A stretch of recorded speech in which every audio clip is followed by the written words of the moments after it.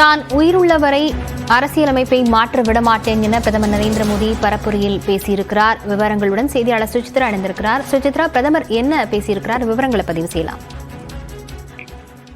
மகாராஷ்டிரா மாநிலம் கரடில் இன்று தேர்தல் பரப்புரையின் பொழுது பிரதமர் மோடி பல்வேறு கருத்துக்களை முன்வைத்துள்ளது குறிப்பிடத்தக்கது. மிக முக்கியமாக தான் உயிரோடு இருக்கும் வரை இந்தியாவினுடைய அரசியல் சாசனத்தை மாற்றுவதற்கு அனுமதிக்க மாட்டேன் என்ற ஒரு கருத்தை அவர் முன்வைத்துள்ளார். மேலும் அதே போல் அதாவது ஃபேக் வீடியோக்கள் வெளியாவது என்பது அனைவருடைய ஒரு ரெஸ்பான்சிபிலிட்டியாக இருக்க வேண்டும். சமூகத்தில் அனைவருமே அதற்கு எதிராக போராட வேண்டும் என்ற ஒரு கருத்தையும் அவர் முன்வைத்திருக்கிறார். மேலும் இது போன்ற போலி வீடியோக்கள் மீது நடவடிக்கை எடுக்க வேண்டும் என்ற ஒரு கோரிக்கையை தான் தேர்தல் ஆணையத்திற்கு வைப்பதாக அவர் அந்த தேர்தல் உரையின் பொழுது முன்வைத்துள்ளது குறிப்பிடத்தக்கது.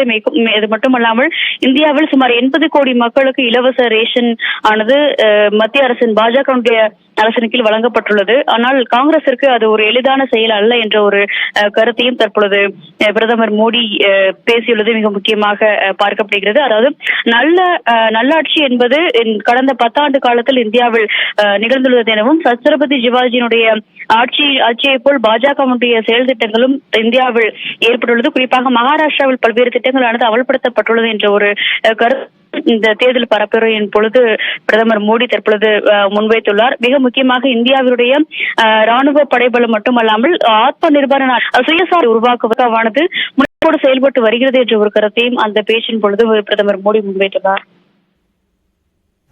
விவரங்களுக்கு நன்றி சுசித்ரா.